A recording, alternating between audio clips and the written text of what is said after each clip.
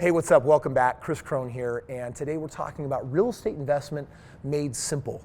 Listen, I owned 25 properties by the time I was 26 years old and had a six-figure residual income, have gone on to do thousands of properties, and today I'm making a video all about how you can understand the most important terms that will help you build your wealth now, and it starts with basic, simple understanding. It's all headed your way next in this video. 'Cause we're gonna be legends. What we're doing here ain't just scary. It's about to be legendary. I remember how frustrated I felt when I was brand new to the game of investing, and I loved the idea of real estate. I loved the idea of becoming financially free. But the terms were flying at me, and what does equity mean? And what is a tenant? And is it the same thing as being a landlord? And how's that different than a mortgage? And these words were unfamiliar, and I remember feeling like inside like this massive lack of confidence. And it's really hard to take ownership and to act and execute if you don't really feel comfortable. So today is all about making real estate investing super simple. I'm super excited for making this video today.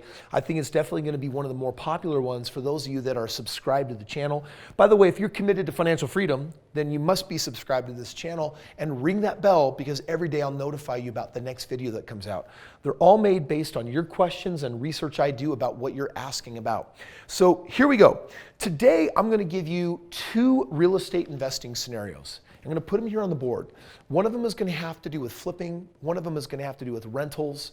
And that's because when you're brand new to the game, those are usually the first two games that you play. So I'm going to put this up on the screen for you. What we're going to do first is we're going to talk about the terminology of a flip. Now, even though I'm not a fan of flipping, I have friends that make tons of money flipping real estate. And so flipping basically means buy low, sell high. In fact, winning in real estate is all about buy low, sell high. Now, we use different words for how we do that, and I'm going to teach those to you right now. Let's just say that I find a home that has a value of $250,000. That is what the home is worth today. But I have a purchase price where I can get this home for $150,000.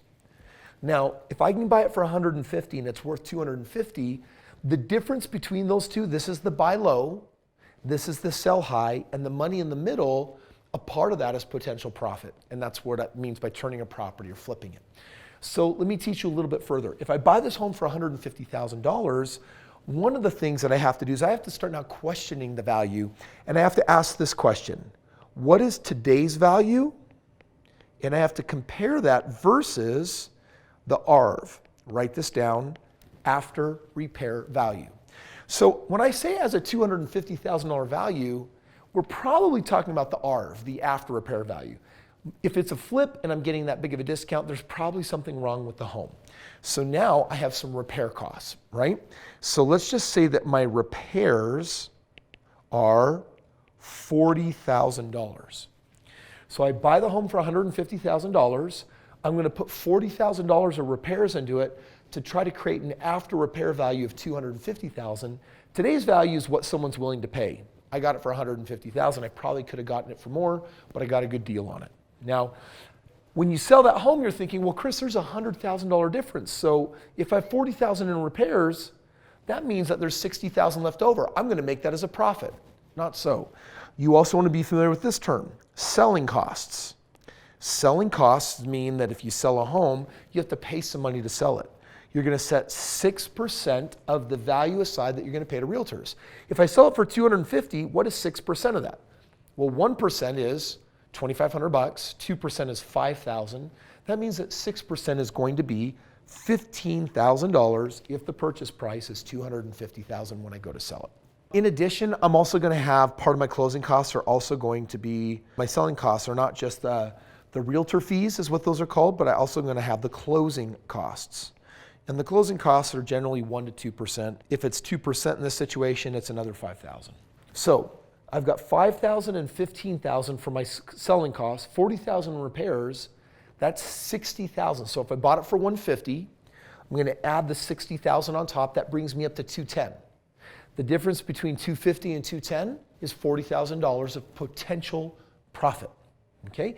That's the way that you look at a deal like this. So that's the terminology. I hope that helps you out. Now we're going to take a look at a second deal that's going to give you the rest of the complicated language that you typically find in real estate. And this is going to be based on a strategy that I'm more of a fan of called buy and hold. Buy and hold is where you take a home that you get, and the intention is to buy it and rent it and make money. Here's the language that you want to be familiar with. I have a purchase price on this particular house of $150,000. This is what I'm buying it for. I have a down payment to the bank of 20%. So 20% of 150,000, get good at your calculator. 150,000 times 0.2 for 20% is $30,000. I have some closing costs and some other fees associated with getting the house set up, $10,000. So I'm $40,000 in on a $150,000 home.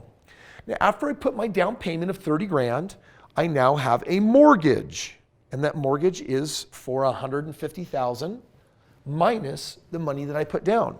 It's a $120,000 mortgage.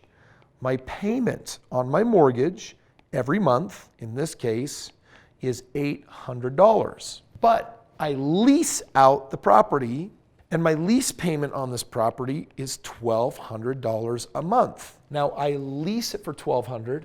I rent, my mortgage payment is $800. That means that I have a positive cash flow of how much? It's the difference between the lease of $1,200 of what I'm getting versus what I owe of $800 a month. There's $400 a month of positive cash flow.